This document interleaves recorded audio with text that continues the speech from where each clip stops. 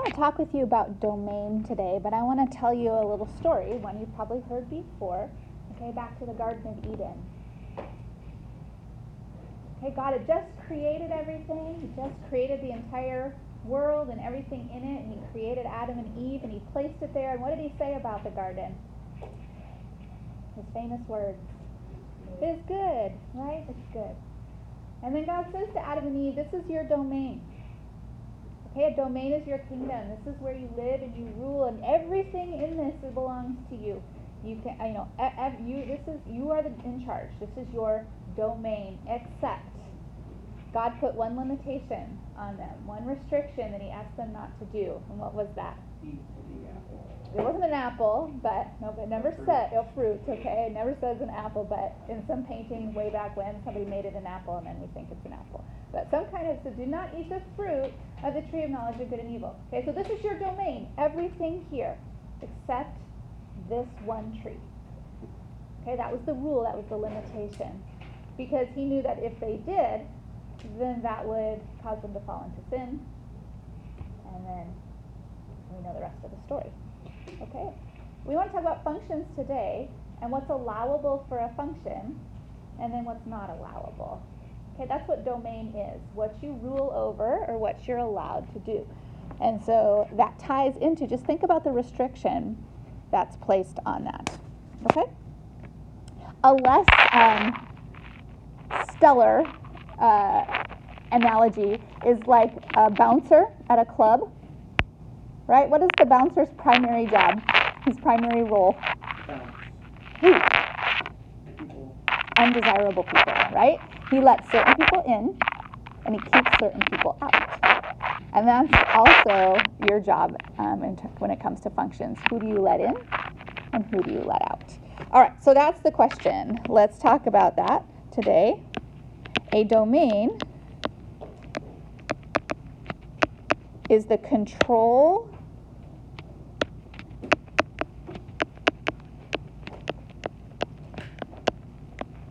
of what numbers come into a function.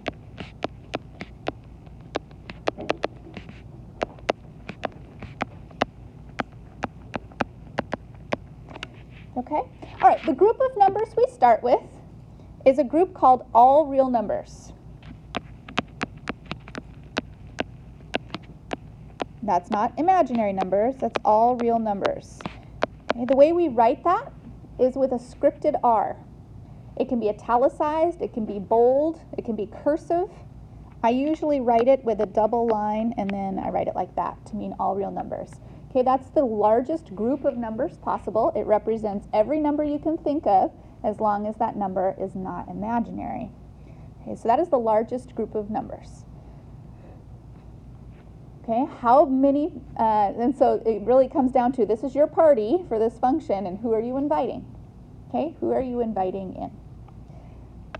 All right, so let's start with a basic example.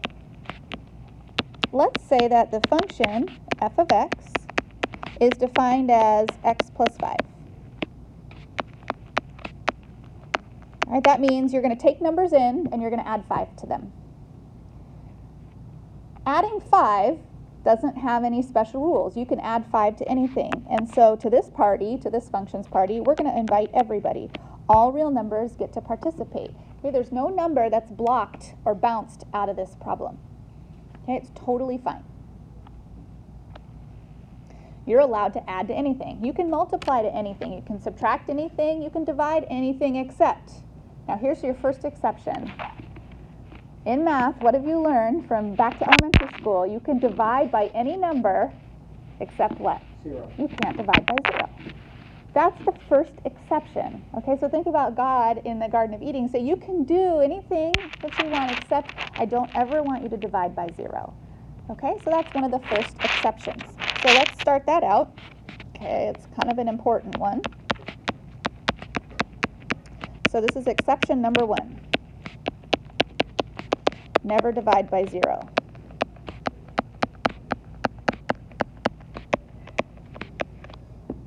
So that's going to affect your domain.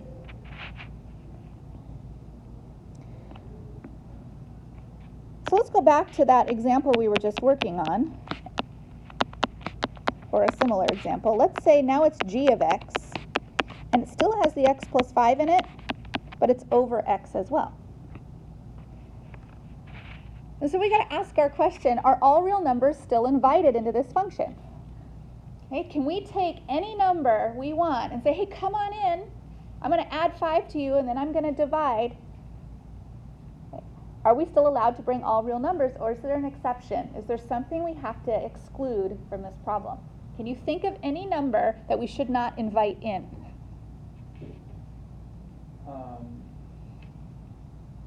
Zero. I should not invite 0, because what would happen if I did? If I invite 0 in, if I say, hey 0, come on into my function, it'll be 0 plus 5, but then it'll be divided by 0 on the bottom. So I can't invite 0 into my function to participate. Okay, 0 has to be the exception. 0 has to be bounced out. So we say the domain for this one is all real numbers with the exception that we're bouncing out 0. We cannot let 0 come in. But all the other numbers are fine. Okay, here's another example. Okay, suppose you have a different function that has 2x in the top and x plus 3 in the bottom. All right, who gets invited? Who gets invited to come on in to this function? Everyone Okay. said -3. Ooh, okay, Connor wants to bounce -3 from the problem. Why? Because it'll make the bottom equal to 0. Exactly, it would make the bottom equal to 0. Okay, do I care if the top is equal to 0? And the answer is no. There's no rule that says I can't have a numerator that's 0, but the bottom is though I can't divide by 0. And so the domain for this is I'm going to keep all real numbers are invited in, but I have to bounce out or exclude -3, because if I let -3 in, it would cause me to divide by 0, and I want to avoid that. Okay, just going to keep giving you different examples of functions. Okay, a different function. I'm just making them up. Okay, x plus 1 over x squared minus 4.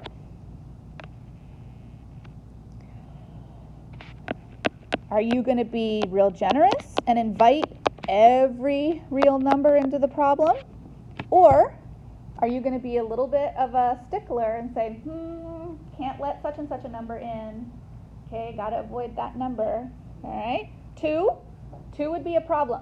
Okay, if you let 2 in, okay, 2 is going to have the numerator be fine, but 2 would cause the denominator to be 0. So we for sure need to exclude 2. Anything else we should exclude? -2. Oh, that's a sneaky one.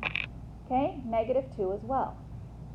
Because -2 would try and sneak in and get into your function, but you have to be smarter than that. You got to catch it. Ooh, I can't let -2 in because it would also cause the denominator. So I have to exclude both of those. You could write it like that, or you could write plus or minus, and that'd be fine. You can exclude plus or minus 2. So yeah, you got to think of numbers to exclude.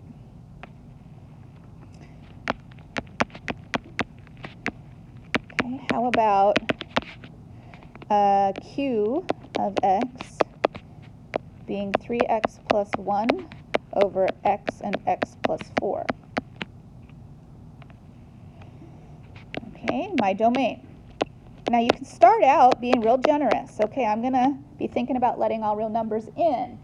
But then you got to say, is there anybody that I have to be careful about? I got to keep my eye on that number. McKenna, can you think of any? What number might you want to exclude?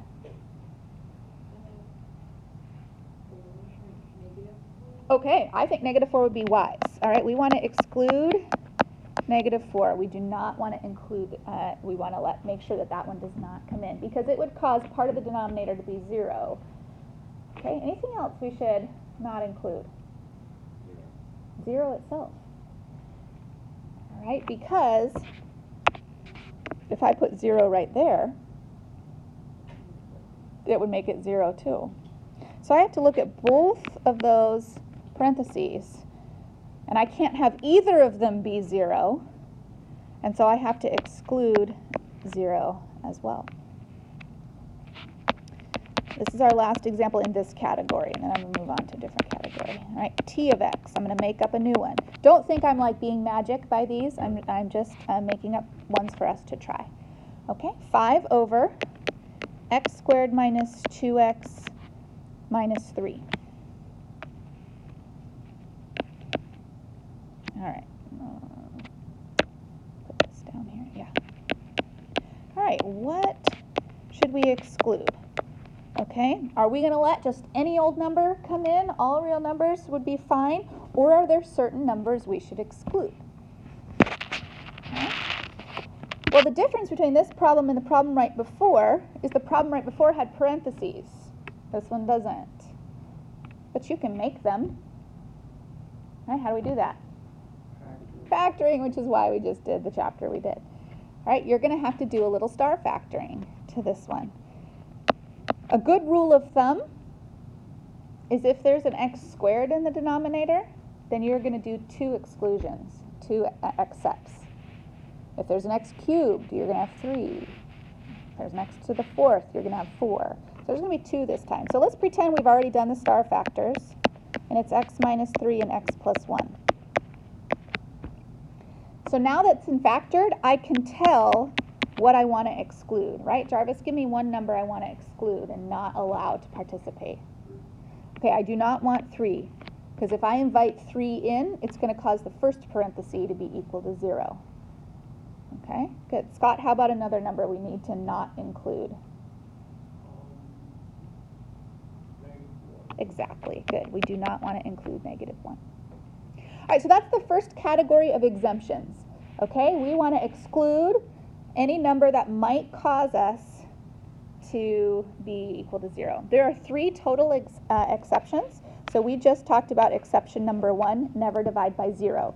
There's a second one that we're going to talk about today. The third one we'll not talk about. We'll save that for another day. So this is called exception number 1. All right, exception number 2. Oops.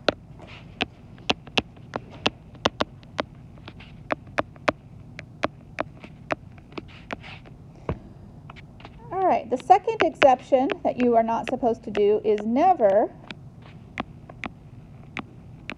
square root what kind of a number? A negative. So let's see, never square root a negative, which is also known as keep all square roots, all even roots, let's say, positive. Keep all even roots positive. This does not apply to an odd root, like a cube root. It only applies to even roots like square roots. So this is the second exception. The first one, never divide by 0.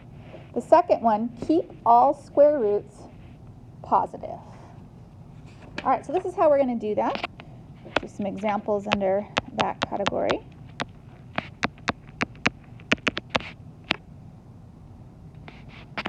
All right, let's take the function, the square root of x plus 7. What's the domain for this? All right, well, it always starts with all real numbers. And now I have to exclude not just a single number, I have to exclude a whole group of numbers. That's the difference. A denominator, you only have to exclude single numbers at a time. Exclude 3, exclude 2 and -2. Those are single individual numbers. For square roots, you have to include a whole section of numbers. And the way you do that is by kind of thinking about a little math problem. You got to keep all of these things positive. So take x plus 7 and keep it positive with an inequality, which is why we just learned inequalities. So we just learned factoring so that we could do domains for denominators, and we just learned inequalities so that we could do domains for even roots. And so then you subtract 7 from both sides, and that's your domain. Our domain is that all real numbers, I have to keep x greater than or equal to 7. That's my domain. That's who's allowed to come into this function. They're allowed entry because I'm keeping the square root positive. Okay, let's try another one.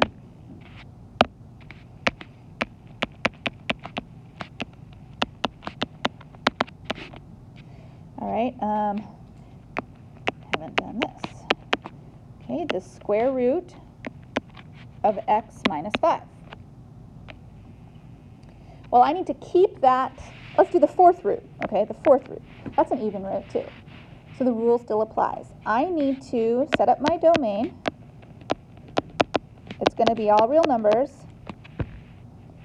And then I got to think about, okay, it's x minus 5. I have to keep that positive. So I'll add 5 to both sides.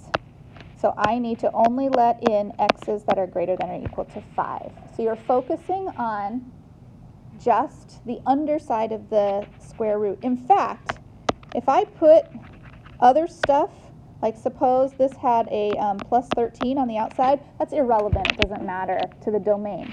You only focus on the part that's just underneath the square root. In fact, I could put a 2 out front here, and that wouldn't affect the domain either, because it's only the part that's under the square root. Okay, here's another one.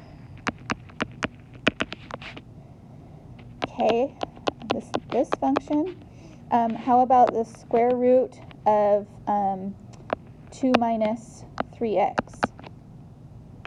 Okay, so what would my domain be? All right, well, my domain starts out all real numbers, and then I'm going to do a little math on the side. So 2 minus 3x, I have to keep that positive. So I add 2 to both sides. That's negative 3x greater than or equal to negative 2. I divide by negative 3. And what happens when I divide by a negative number? Okay, so that becomes positive 2/3. And so I'm only going to let in numbers that are less than or equal to 2/3. Those are the only ones that I let in.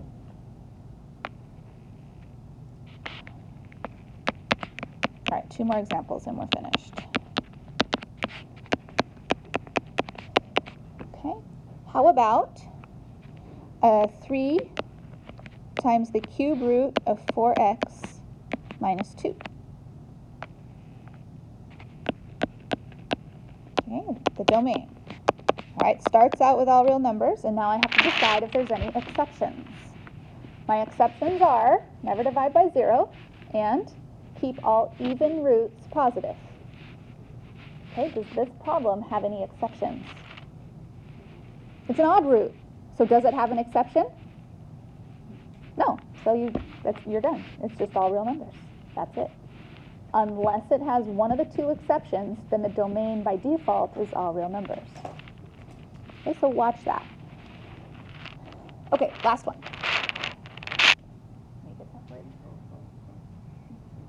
Okay, last one.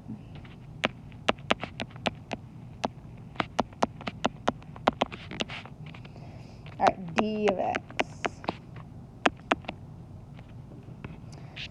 All right, 5 minus the square root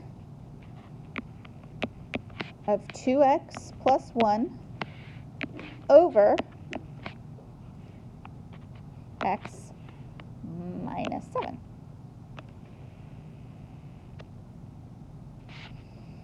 All right, domain. All real numbers, and are there any exceptions? All right, just go through those exceptions in your mind. The first exception is I can't ever divide by 0. So is there anything for me to exclude? 7. Okay, so right away we're going to exclude 7. That would keep me from not dividing by 0. I also need to make sure that any even roots stay positive. And I do have an even root in this problem. And so maybe you'll do a little side work and you just do the 2x plus 1. You don't have to worry about the 5. You don't have to worry about the minus sign. You only have to worry about what's in the even root. And you set a little inequality for you to work out. So that'll be 2x greater than or equal to negative 1. And then divide both sides by 2. And so the other part of the exclusion is that x has to stay greater than or equal to negative 1/2. So there are two things about the domain. You have to keep 7 out altogether, and you have to make sure any number you invite in is greater than negative 1/2. So your homework has lots of confusing directions in it. In Canvas, I only want you to do domain. I don't care what the book directions say right now. I just want you to practice finding the domain for every single problem. So you're just going to have domain equals all real numbers, and then you tell me if there's an exception or not to it. You don't have to do anything else that the book says. Okay?